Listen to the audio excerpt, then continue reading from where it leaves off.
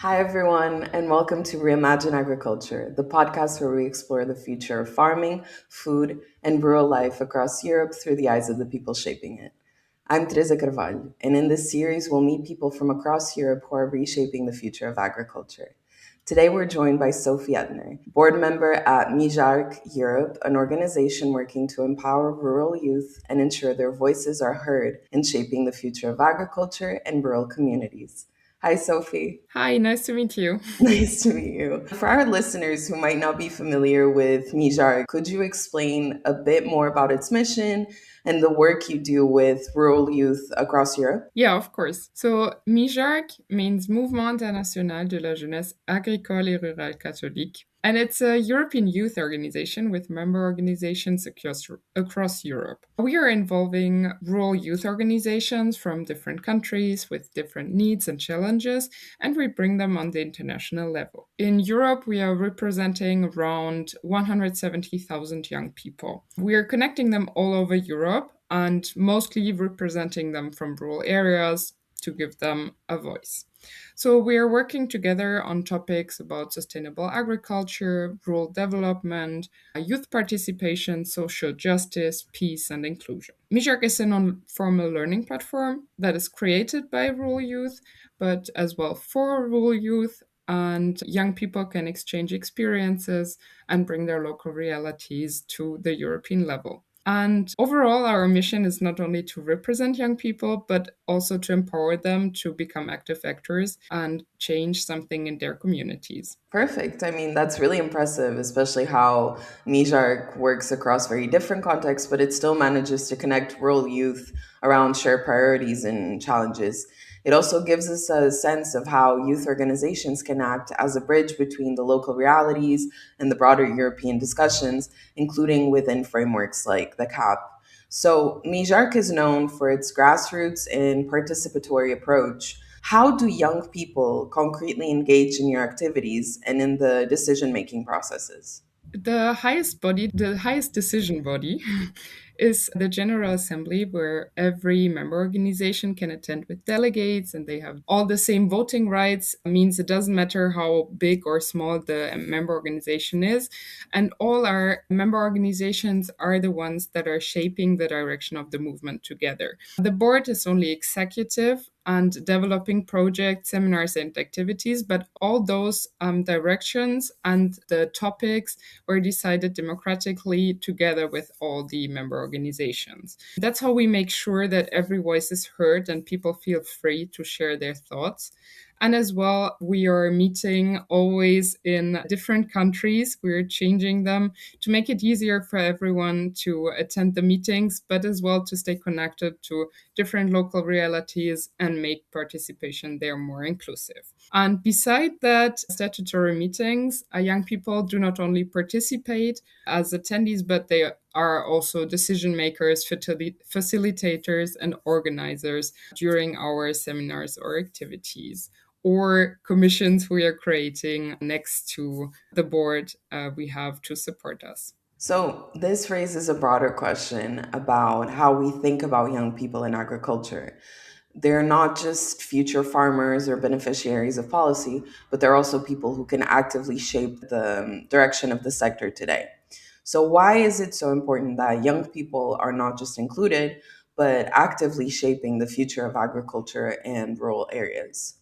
Yeah, the young people are not only beneficiaries of future policies, they are the people, or actually, we are the people who will live their consequences the longest. If decisions about agriculture and rural life are made without young people, those decisions risk being disconnected from reality. So, young people can bring new ideas, new energy, and a long term perspective, which would be essential for sustainability and generational renewal to make it possible. So that really shifts the perspective towards youth as co creators of change rather than passive recipients of decisions made elsewhere. And it also opens up a deeper question about the values that guide this kind of engagement. So, Mijark often frames its work in terms of social justice and inclusion. How do these values shape your approach to agriculture and rural development? So, for us, agriculture is not only about production, but also about dignity, fairness, and valuing the work in agricultural fields. Social justice is about opportunities and access to fair income, but as well education, mobility, participation, and decent living conditions that are mostly not that present in rural areas as they are somewhere else. So, young people often move away from rural areas as they don't have enough opportunities and possibilities to shape their life as they would like to. And it's like the topic of social justice is as well about gender justice. It connects very well to the International Year of the Woman Farmer 2026, but it's as well about the importance of women in agriculture fields. They are often unrecognized, and lots of women face barriers in access to land, finance, services, and education. And at that time, inclusion means making sure that people who are often less heard are also part of the conversation, including young women, but as well small scale farmers and young people from more remote rural areas. It also means to have a look at the food system critically: who benefits, who is excluded, and whose labor is often invisible or not enough paid and struggling with financing their life. I mean, this adds an important layer to the conversation because it shows that agriculture is not just about production or efficiency, but it's also about fairness: who has access to land, the opportunities, a viable livelihood in rural areas. And it also explains why youth engagement, it's not just a technical issue, but it's also a social and a political issue. To make this more concrete, it would also be great to hear how these ideas play out in practice. Could you share examples of how young people in your network are already driving change in their communities or in food systems? Yes, of course. It depends a bit on the different member organizations and the different countries they are coming from. But for example, the member organizations are trying to buy for their summer camps or activities or seminars they're doing themselves, mostly local and seasonal food. They are trying to buy it as regional as possible and to make sure that local farmers are supported and not big businesses. They are buying their products instead of the industrial ones. Sometimes they are trying to connect young farmers to get their products as well, for example, all over the country to really support them at the end of the day. As well, they're trying not to only support local businesses, but they're trying to buy as well products without abuse of human rights. For example, if we're talking about water capacities and water use that is taken from rural communities or from people in general. So we are trying to educate the young people in rural areas about it and to tell them why is it important and why is it a good thing to avoid buying those products. Beside that, we are in general trying to educate young people about food system during the seminars and activities we're doing.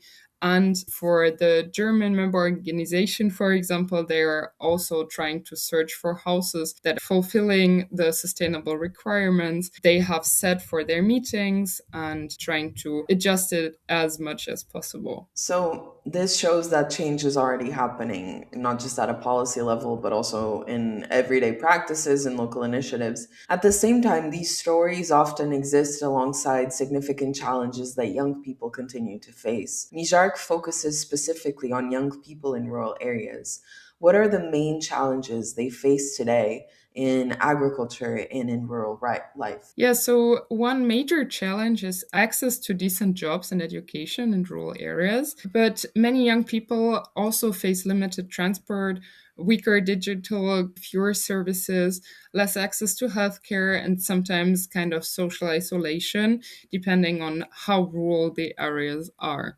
For those who want to enter agriculture, the sector is very capital intensive. So the motivation alone to work in that sector is not enough without structural support. And even then, it's very challenging to start a business in the agricultural fields. Another challenge is recognition. So young people often have ideas or expertise, but they are still not always taken seriously in political or agricultural decision making processes and as well in the decision at the end of the day. So, especially on the countryside, when it comes again to women, they're also facing additional layers of barriers that are visible as well in the rural life and in the rural life of young people, especially young women. So, this also brings us closer to the question of how these realities are reflected, or sometimes not reflected, in policy frameworks at the European level, including the CAP and rural development strategies. How does MIJARC engage with EU policymaking processes, particularly when it comes to representing youth perspectives? So, in general, by our activities, our seminars, we are often creating policy documents for MIJARC, like MIJARC policy documents in different topics. That means that we are having like one vision, one voice we want to represent from all our member organizations and the young people behind there. So, for example, last year we did a policy document about peace and how youth sees peace in general and how peace can become closer to reality than it is in the world. Beside that, we also use different networks and other organizations like WIFE, which is the European Youth Forum, where organizations across Europe are coming together. There we are advocating for different needs of our member organizations, but as well about rural youth or the rural Catholic youth in general. So we are co-signing there. We are supporting motions that are relevant for us. We're getting involved in the discussions and we make sure that the policies they are making are in line with our needs as well, because at the end of the day, the European Youth Forum is taking their policies as well to the European level and to the EU policy making processes. Beside that, we are also taking part in consultations, filling surveys, stuff like that, mostly with the European Youth Forum together, trying to make our impact higher and bigger while working together with other European organizations. So, this is a key part of your work because it shows how grassroots experiences are translated into policy spaces at EU level, where decisions about agriculture and rural development are made. The CAP includes measures aimed at supporting young farmers in rural areas. How well do these reflect the realities of the young people that you work with? So the instruments they are already mentioned in CAP are sometimes useful instruments, for example, income support, startup aid, investment support, especially for young farmers. That are things that are already good and helping young people to connect to the agricultural sector and to work in it and really make it possible. But the support on paper is one thing, but it does not automatically solve the deeper issues. Being able to have a sustainable business with a stable income and without that high administrative complexity, that is something that is still an issue that should be solved. And without the CAP, the agricultural sector would face even more difficulties, but still it does not fully reflect how complex and challenging working in the agriculture fields is today. And young farmers are still struggling and worrying about their future as the income is not enough to live and to build a stable business with, especially compared to what they are putting inside and how much they are working for it. So, this is particularly relevant in the context of ongoing discussions about the future of CAP and its role in supporting generational renewal, rural development, and long term territorial cohesion across Europe. It also speaks to a broader challenge, ensuring that policies designed at EU level are flexible and inclusive enough to respond to very different rural realities. How can EU policy better address economic, social, and structural barriers facing young people in rural areas? In the first place, policy needs to be designed with rural youth and not only for rural youth. That means including the thoughts of young people from rural communities, taking them seriously and their needs by surveys, or having a youth council that is working together with EU policymakers. That are things that would be possible. That means not only consultation, but also follow up and concrete measures, as well as fair prices, digital infrastructure, and education. So, in that way, policy should also be better connected to the agricultural policy in regards of gender equality, because the future of rural areas depends strongly on everyone.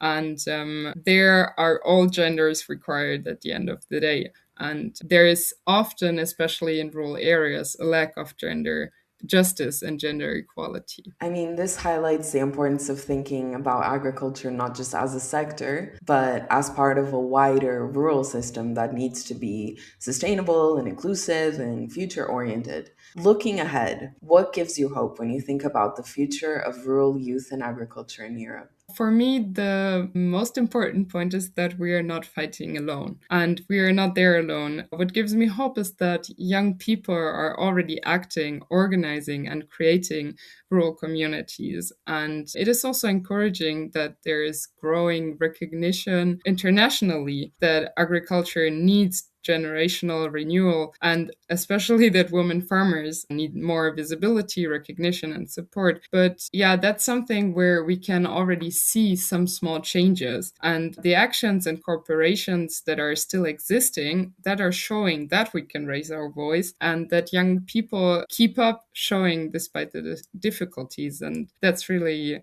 something that is creating hope. Thank you so much, Sophie, for joining us today. And to our listeners, thank you for tuning in to Reimagine Agriculture, part of the Recap Project, where we bring forward the voices helping to shape a more sustainable, inclusive, and community driven future for European farming.